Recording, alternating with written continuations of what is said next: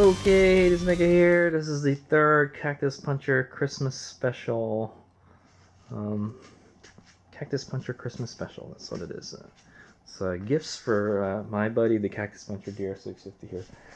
So the last one to install is the, well, if you remember, the first one was this Tuss shift lever here. This Tuss all aluminum, sweet tricked out shift lever was the first one, and then this Warp 9 here. Warp 9 chain guide, lower chain guide right here. So we got some fancy bits on the bike now. We got a lot of bling on the bike now. But anyway, the last one is a switch, so it's not blingy at all. I think I may. So the problem with this switch is over time the switch has just given up on me. I think it's just all the dirt and the moisture and stuff has destroyed this switch. It is not do anything anymore. See, you might be able to get it to move. I might, but like the last time during LAV the V, I tried to use it and it would work. So there we go. I got it. And sometimes it'll work, sometimes it won't. And then it's one of these. You turn it left, put it left, put it right, and then this push to cancel type thing. It also has a choke assembly. It does have a choke assembly. That's interesting. Does this one have it? No, it's missing. This one doesn't have it. My bike never had a choke on it though. Yeah, no, this bike never did have a choke on it because it came with the handlebar carb. So yeah. So I think that's interesting. This is a little different. We'll take a look at them when we take them out. But yeah. So the main reason I'm changing this switch out is because of the turn signal switch. Everything else still works. The horn still works. I think so. I think the horn still works. Oh, you can see the thing doesn't even cancel anymore. Oh, there we go. Yeah, the horn still works, and the light still works. So, light switch. I wish there was an on-off switch for the light too, but we don't have that in America, fortunately. But I got a new one for about $30, probably more like $25 after. I got a coupon for it, so we'll take a look at both of them after. This one looks a little different, and the little symbols have worn off on this one. So I don't know. Maybe I'll still just replace the whole thing. I don't really need the symbols to tell me what's what, man. I kind of know how it works. So to uninstall this from this, there are two screws on the bottom here, or 3 screws. I think only 2 hold it, but we'll take them out. So we got to unscrew these down here, and then it should like come apart in half, sort of, kind of. I wonder what that is for. Yeah, I think it's these 2 ones here at the end here. This one and this one here. Gotta come off, and then we gotta unplug it from the harness. So what we gotta do is take the headlight. Or not the headlight, but take the front number plate off. So it shouldn't be too hard now. So actually, let's start by taking the number plate off. Mine has bolts here and here, and I changed them with these panhead Allen head bolts, or button head. They're button heads. So there's 3 of them. There's one here, this one here, and one here. Just gonna go ahead and take those off. So we got the front cover off. I believe it is. I kind of traced the wire back earlier, and it's this yellow one here, just like this one right here. So just gotta unplug that. I can do that right now. Basically, there's a little hook here that holds it in, and then you kind of have to wiggle that down. But I can't do it. Can't do it with one hand. Okay, I got it off. It fought me a little bit. Yeah, and then you just kind of just trace it back here. It looks like I got a bunch of stuff zip tied to it too, so I gotta cut those zip ties. Other than that, it should be ready to come off. Now we're gonna go unscrew the dealie here. So let's go ahead and do that. Down here.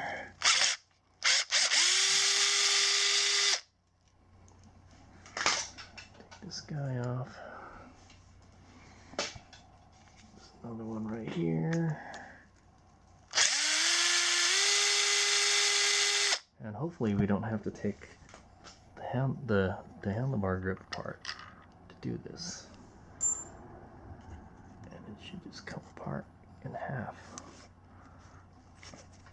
I think. Maybe not. Oh, I took the wrong one off.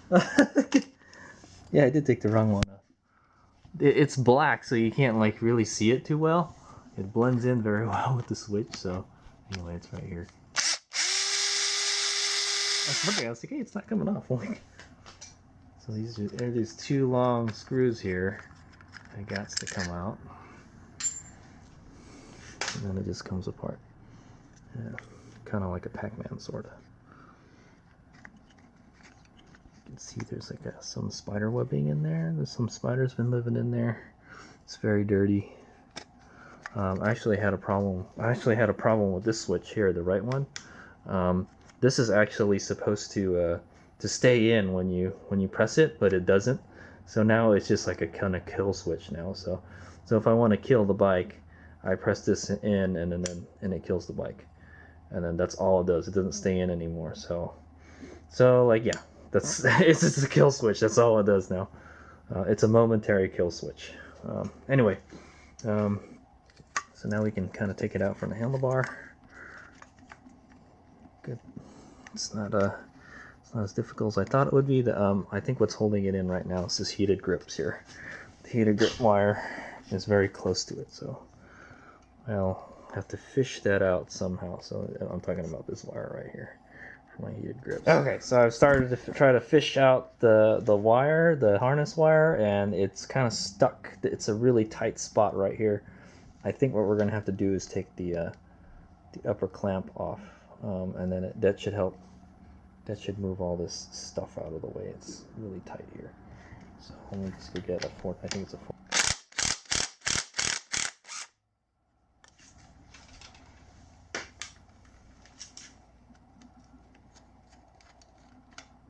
And that reminds me, since I'm taking this off, when I install that bigger gas tank, I heard that you're gonna have to relocate the turn signals. You gotta make them higher. So I think all you gotta do is flip this bracket around, but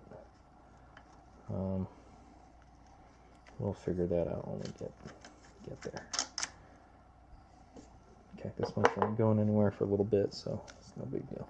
All right, so that's out of the way now.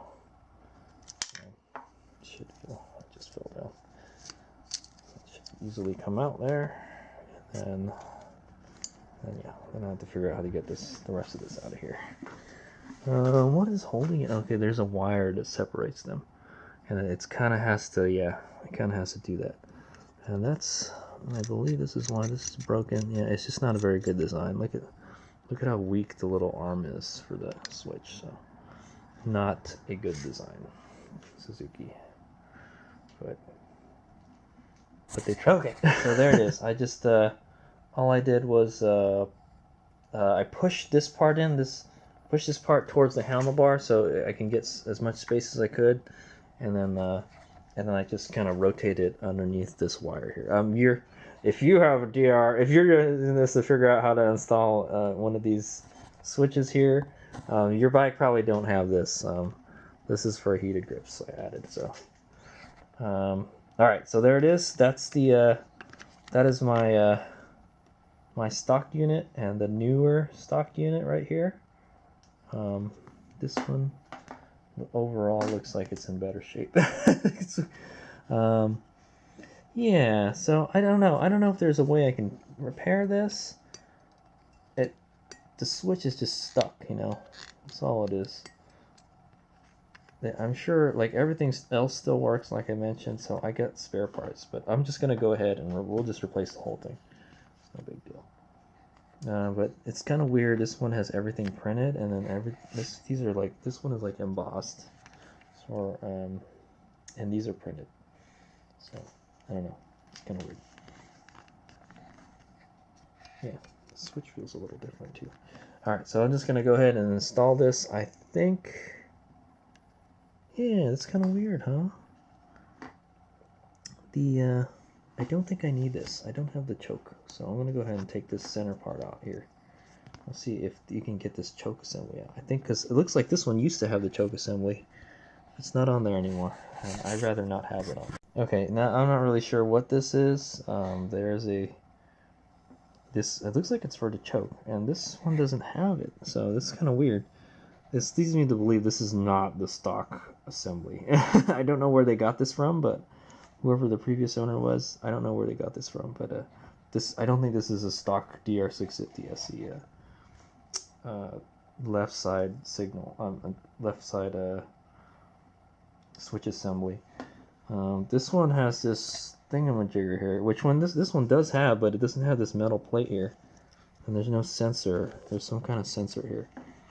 There's a kind of like a white switch in there, a plastic button, and then it's connected to this this spring here. It's kind of weird. I checked the part numbers; they're exactly the same, so I have no idea. It looks almost identical, but it's not.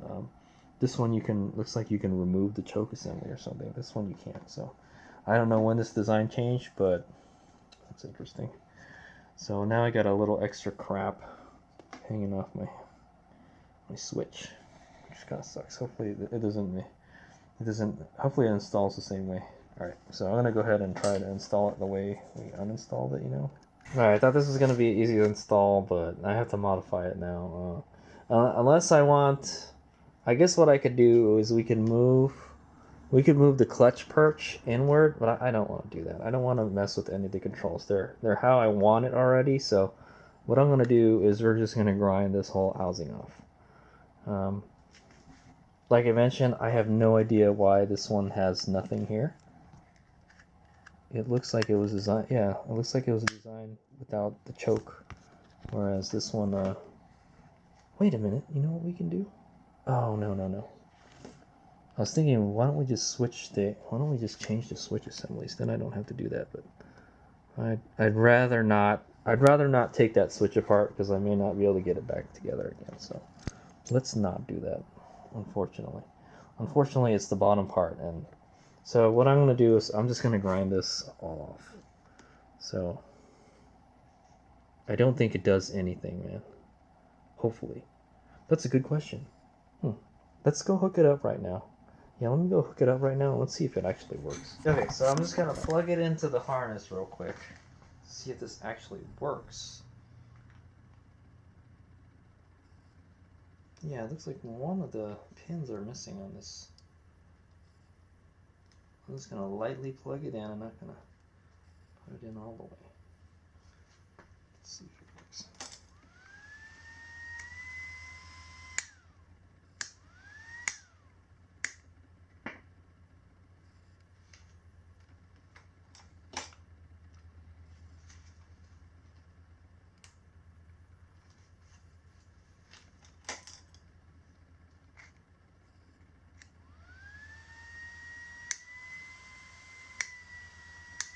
Okay, that works. That works. That works. It cancels. Okay, it works. Works how it's supposed to.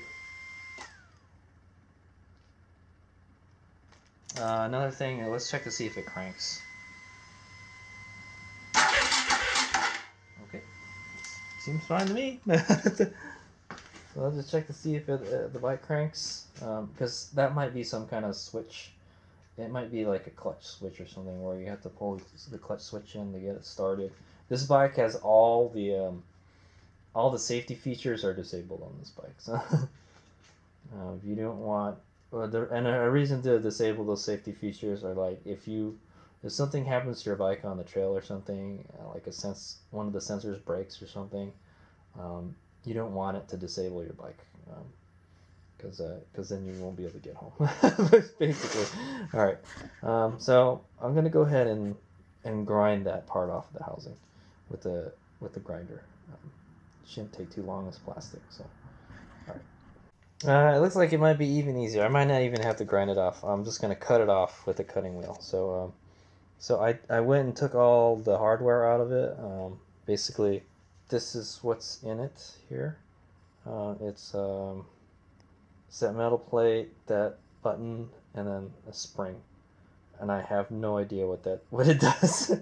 I know it's hooked up to the choke. Probably has something to do with the bike when it's choked. So anyway, what I'm going to do is we're just going to get a cutting wheel. I'm just going to cut these little ribs out that are holding it up.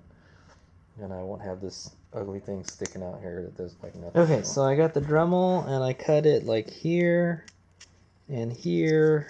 And I think I can just rip it off right now. There we go. Got it. So that's what that little assembly looks like when you take it off. Gives you a little more room on the handlebars. So what I'm going to do is kind of grind this down so it's flush, and then that should be it. Actually, I think it's fine the way it is now. In fact, maybe that's what they did to the other one, because it looks exactly the same now. I'm not even going to put that screw back in. Save a little weight. Actually, I think I'm probably just going to leave it like this. I'm going to clean up some of these little burrs and stuff, and then that's it. Because the switch is going to be what's going to be in the way of stuff now. So, all right, ta-da! There it is. So I got it on there. So let's take a quicker look at it. Closer look at it. So there it is.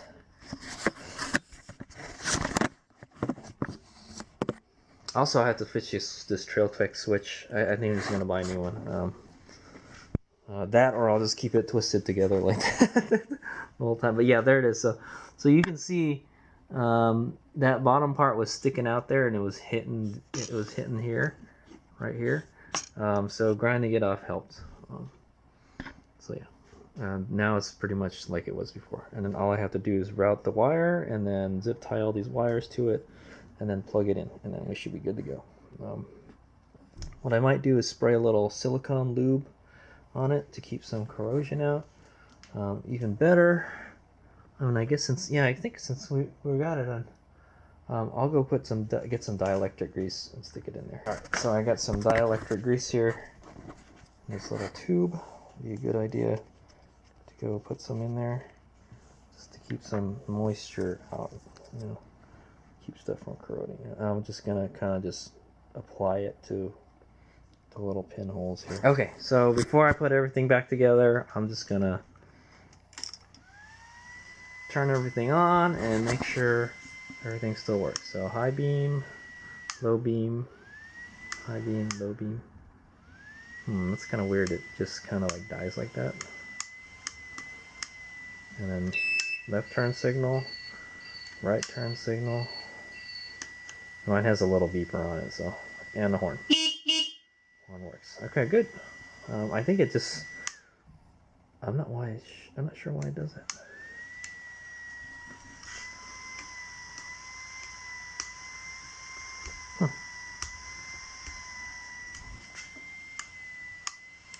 Something wrong with the switch, maybe. I don't know, but maybe when the bike is on, it won't do that. Hopefully. Hopefully my lights will work. Well, I still have my off-road lights, so that's one reason to have like some extra lights on your bike, just in case a bulb blows or something. You got extra lights, you'll be able to see. So, or you can go with the dual bulb setup, a dual headlight setup. I think that would be good, especially if you're riding off-road. It's good to have extra lights, and that's why I like having these guys here. Alright, so I'm just going to go put everything back, and then we'll see what it looks like after. It's pretty much the same install. It looks the same as it did before. But yeah, so I'm just going to button everything back up. Okay, and then, so that is the third Cactus Puncher Christmas video. I got the bike back together. It wasn't too hard. I got to try out a new torque wrench, so that was good. I think my old torque wrench is like, it tells you what the reading is too low is what it is. It clicks too early. So, because I had to put a lot of force to get that. So that I was wondering why why my forks sometimes get pushed up past the triple clamp. It's because they're on too light. This is why. Yeah. Yeah. So everything is all squared away here. I think all that's needed to be done is to just I need to zip tie a wire here. Ooh, this is really tight now. I can probably still move it a little bit. There we go. But yeah, so that's the third installment of Cactus Puncher Christmas. Actually, Christmas is coming up in like 3 days. But so the next part will be we're gonna go install a new that new gas tank on this bike. So that way we don't have to carry gas on the bike. I'm through with carrying extra gas on the bike. I've never. Okay, I only lie. There's two situations where I almost ran out of gas, but if you're really close to a gas station, what you can do is like tip the bike over and try to get as much fuel out of the gas tank as you can. But that's what I've done every time. But there is one situation where I totally ran out of gas. And I said like, hey, I got extra gas, let's use it, and that was in New Mexico. So yeah. All right. Little guy here is okay. So that's third installment of a Cactus Puncher Christmas special. We'll be installing that gas tank next, and then yeah. So what's happening right now is I'm prepping the bike up for a trip I'm going to take in January. I was supposed to take a Thailand trip, but I don't have money again, so I don't have money for the plane ticket. Otherwise, I would go because overall I think the trip would be like not very expensive. But we're gonna do Death Valley and Joshua Tree. So I've never been to Joshua Tree, and I've always wanted to go to Death Valley and trailer the bike there and just ride it all over the place without all the luggage and stuff on it. So that's what we're gonna do. I'm gonna go tour Death Valley, and you're gonna go tour Death Valley with me. I'm gonna go have video of some of the roads and the attractions out there. It's definitely a cool place to go riding if you got a plated bike. Only plated bike, unfortunately. All right, here's my go. One more time, quick test. High beam, low beam, horn, left turn signal, right turn signal, cancel, and yeah, that should do it. And then let's make sure it cranks. There we go. Still got that turkey sound. All right, stick out. Also, so I want to mention upon further inspection, what I did to that switch to get it to fit like better on the handlebar. Cut that piece off. Piece that's in this bag right here. Is exactly what the last person that owned this bike did. So I'm looking at it.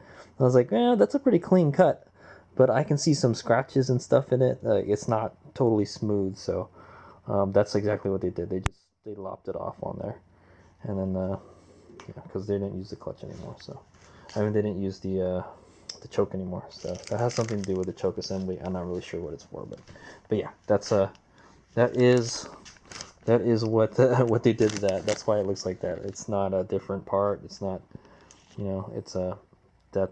they just modified it, just like I did. So, all right.